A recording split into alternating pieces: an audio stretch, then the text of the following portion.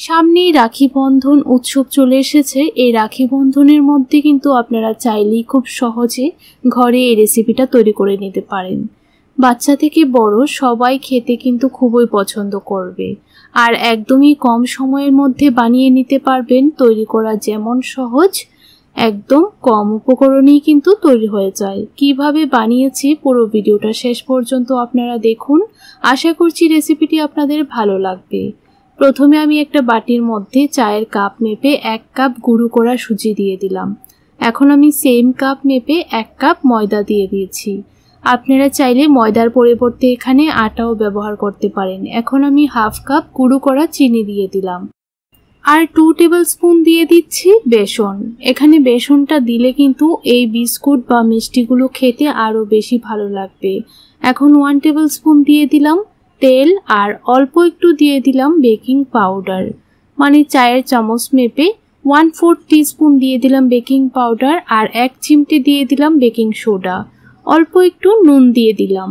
এখন হাত দিয়ে খুব ভালো করে কিন্তু তেলটা মেখে নিতে হবে। তো দেখুন ভালো করে মাখা হয়ে গেছে। এখন আমি অল্প অল্প জল দিয়ে একটা সফট ডো তৈরি করে নেব। যেহেতু এখানে আমি সুজি দিয়েছি, তাই প্রথমে ডোটা আপনারা একটু সফট করে তৈরি করে নেবেন, কারণ 10 মিনিট যখন ডোটা মেখে রেস্টে রাখা হবে তখন কিন্তু সুজিটা ফুলে একদম ঠিকঠাক হয়ে যাবে।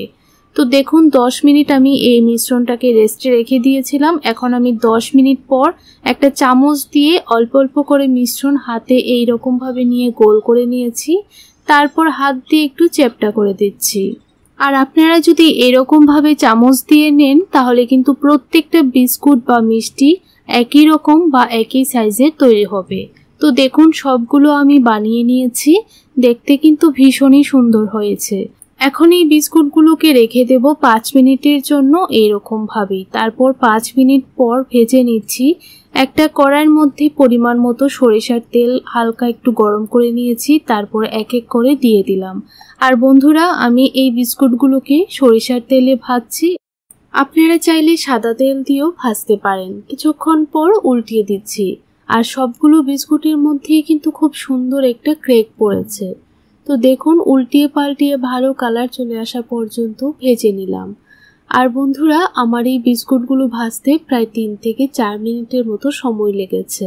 গ্যাসের ফ্লেমটা একদম লোতে রেখে সবগুলো বিস্কুট আমি একইভাবে ভেজে নেব। আর দেখুন বাকি বিস্কুটগুলোও দিয়ে দিচ্ছি। ঠিক একই রকম ভাবে এই বিস্কুটগুলোও ভেজে নেব।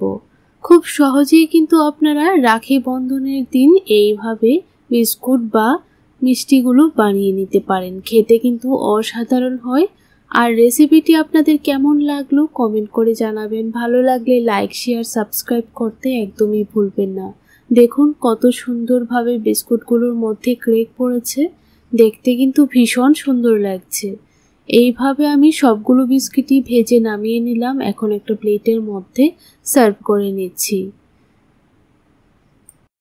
আপনারা এই পদ্ধতিতে একদিন হলো বিস্কুটগুলো বাড়িতে বানিয়ে খেয়ে দেখবেন, আর খেয়ে কেমন লাগলো অবশ্যই কমেন্ট করে জানাবেন। তাহলে বন্ধুরা, আজ এই পর্যন্তই। দেখা হচ্ছে নেক্সট ভিডিওতে। ততক্ষণ আপনারা খুব ভালো থাকবেন, সুস্থ থাকবেন।